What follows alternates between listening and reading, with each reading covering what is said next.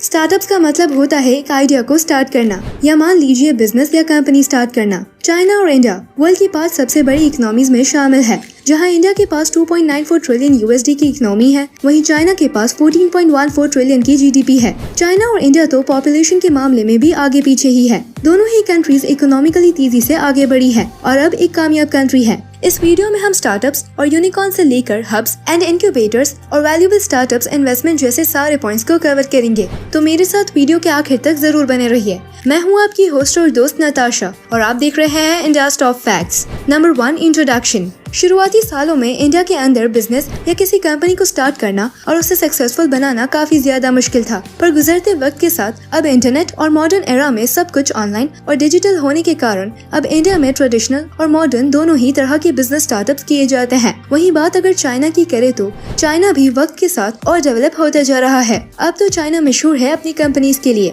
जो बेहद ही ज्यादा सक्सेसफुल है। डिजिटल एरा में हर चीज ऑनलाइन होती है। अब स्टडीज हो या शॉपिंग, हर चीज डिजिटल हो चुकी है और ऐसे में जहां डिजिटली ज्यादा कस्टमर्स को टारगेट किया जा सकता है, न्यू एज एंटरप्रेन्योर्स की गिनती बढ़ चुकी है। साथ ही यूनिकॉर्न कंपनीज की भी। यूनिकॉर्न उन कंपनीज को कहा जाता है जिसकी मार्केट वैल्यूएशन $1 बिलियन के ऊपर हो।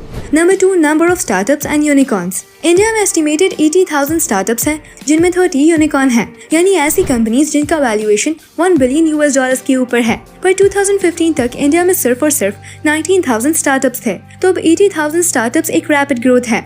वहीं अगर दुनिया की सबसे ज्यादा संख्या और दूसरी सबसे बड़ी इकोनॉमिकली कंट्री चाइना की बात करें तो चाइना में कुल 206 यूनिकॉर्न्स हैं। 206 कंपनीज जिसकी वैल्यूएशन $1 बिलियन से ज्यादा है। ये बताना मुश्किल है कि चाइना में कितने एग्जैक्ट स्टार्टअप्स हैं, पर रिपोर्ट्स के अनुसार चाइना में हर दिन 10,000 स्टार्टअप्स होते हैं और इन टोटल चाइना के अंदर वर्तमान में 30 मिलियन स्टार्टअप्स है, जो कि नेपाल की टोटल पॉपुलेशन से भी ज्यादा है। चाइना के स्टार्टअप्स में ज्यादा स्मॉल और मीडियम लेवल के स्टार्टअप्स है, वहीं कुछ बहुत सक्सेसफुल है। एक अलग नजरिए से देखा जाए तो जहां चाइना में हर 1,45,000 स्टार्टअप्स में से एक यूनिकॉर्न बनता है, वहीं इंडिया में तो हर 2,667 स्टार्टअप्स में एक यूनिकॉर्न है। वैसे इंडिया अभी भी ग्रोइंग प्रोसेस में है, पर ऑलरेडी ये 3rd largest in the world बन चुका है। नंबर 3, स्टार्टअप हब्स एंड इंक्यूबेटर्स। एक इंक्यूबेटर वो होता है जो एक स्टार्टअप को सक्सेसफुल बिजनेस बनाने के लिए एंटरप्रेन्योर्स को अपना स्टार्टअप बेहतर बनाने के लिए हर नेसेसरी एलिमेंट्स जैसे mentoring, seed funding, working space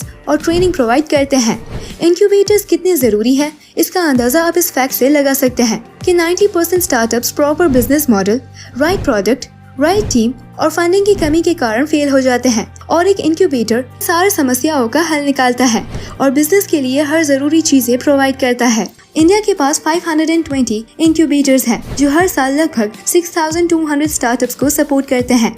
वहीं चाइना के पास 11,800 इंक्यूबेटर्स हैं, जो 6,20,000 स्टार्टअप कंपनीज को सपोर्ट करते हैं। और यही एक वजह है जिसके कारण चाइना और इंडिया के नंबर ऑफ स्टार्टअप्स में इतना फर्क है। इंडिया के मुकाबले चाइना हर साल 100 गुना ज्यादा स्टार्टअप्स शुरू कर सकता है। स्टार्टअप हब्स पर नजर डाले तो इंडिया में बेंगलुरु, दिल्ली एनसीआर, मुंबई और हैदराबाद मेजर स्टार्टअप हब्स है। इंडिया के 30 यूनिकॉर्न्स में 14 तो बेंगलुरु में ही है। वहीं चाइना में बीजिंग को वर्ल्ड यूनिकॉर्न कैपिटल कहा जाता है, क्योंकि ये शहर 82 यूनिकॉर्न्स का घर है, जो चाइना के टोटल यूनिकॉर्न्स का 40% और वर्ल्ड के टोटल यूनिकॉर्न्स का 14% है। वहीं शंघाई, ह्वांगझू और शेंजन भी चाइना की मेजर स्टार्टअप हब्स है। Number 4, funding. दोस्तों, फंड्स किसी भी स्टार्टअप्स के लिए बेहद जरूरी है। हर स्टार्टअप के लिए एक बेहद ह्यूज कैपिटल की जरूरत होती है, क्योंकि स्टार्टअप करना इतना आसान नहीं होता। स्टार्टअप करते वक्त कई चीजों की जरूरत होती है, अरेंजमेंट्स, एसेट्स, मैनेजमेंट्स, एडवर्टाइजमेंट्स वगैरह वगैरह, और इन सब का बजट कंप्लीट करने के लिए फंड्स की जरूरत होती है। फंडिंग की जरूरत पूरी होने के लिए हम फंडिंग प्लेटफॉर्म्स का इस्तेमाल कर सकते हैं। अब ये सवाल तो आता ही होगा कि आखिर फंडिंग प्लेटफॉर्म क्या है।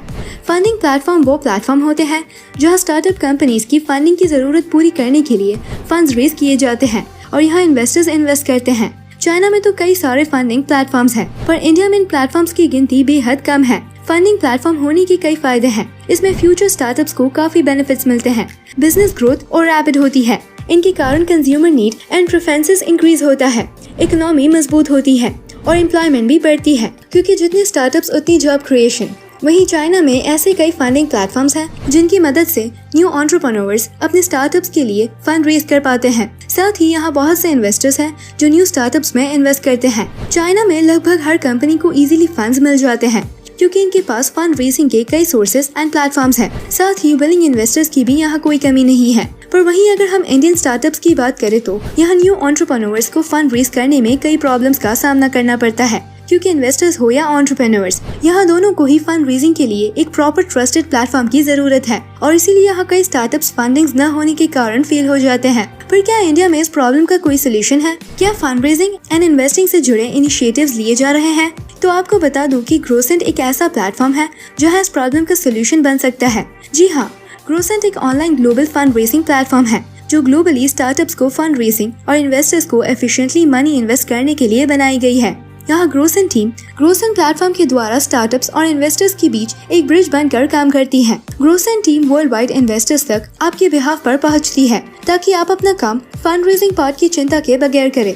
आपको बता दूं कि ग्रोसेंट के पास नॉर्थ अमेरिका, यूरोप और APAC से रजिस्टर्ड इन्वेस्टर्स मौजूद है और टिकट साइज $100K से लेकर $2 बिलियन तक स्टार्टअप स्टेज पर निर्भर करता हुआ है।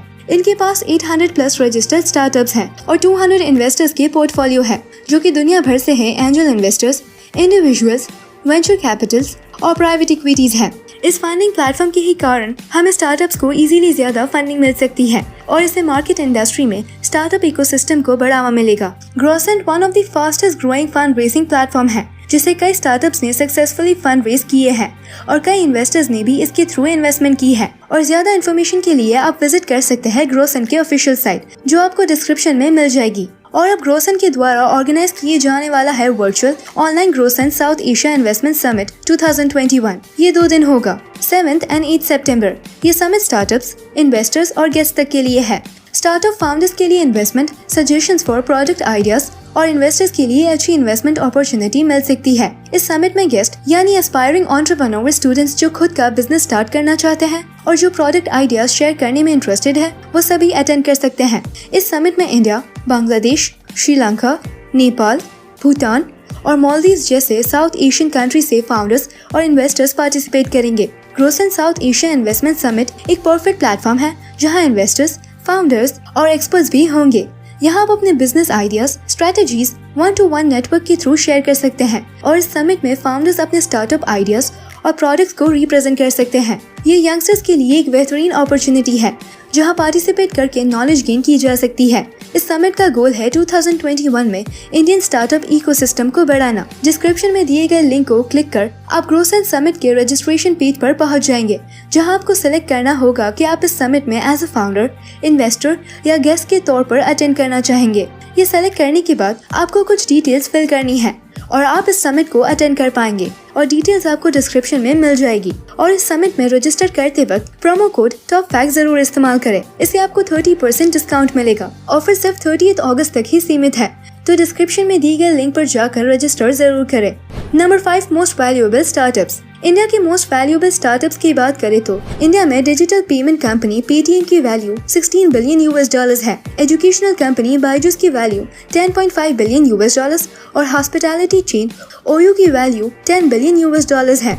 और ये सारी कंपनीज इंडिया की टॉप 3 स्टार्टअप्स हैं। वहीं अगर चाइना की बात करें तो चाइना में बाइडेंस यानी टिकटॉक की ऑनर कंपनी का टोटल वैल्यूएशन $75 बिलियन है, जिसके कारण ये वर्ल्ड्स मोस्ट वैल्यूएबल स्टार्टअप बन चुकी है। चाइना की राइड शेयरिंग JNDD चूजिंग की वैल्यू $56 बिलियन है और ख्वाशो नाम के एक और वीडियो शेयरिंग प्लेटफॉर्म की वैल्यू $18 बिलियन है। और ये है चाइना की टॉप 3 स्टार्टअप्स। तो ये था इंडिया और चाइनीज स्टार्टअप कंपैरिजन। अगला वीडियो आप किस टॉपिक पर देखना चाहते हैं ये हमें कमेंट कर जरूर बताएं और समिट के लिए रजिस्ट्रेशन करना मत भूलिए। रजिस्ट्रेशन लिंक वीडियो डिस्क्रिप्शन में मिल जाएगी। और हाँ, ऑफर बस 30 अगस्त तक वैलिड है, तो जल्द से ही अपनी पार्टिसिपेशन सीट्स बुक कर लो अपनी कंपनी की ग्रोथ के लिए। वीडियो पसंद आए तो लाइक और सब्सक्राइब करें और पसंद नहीं आए तो डिसलाइक करें।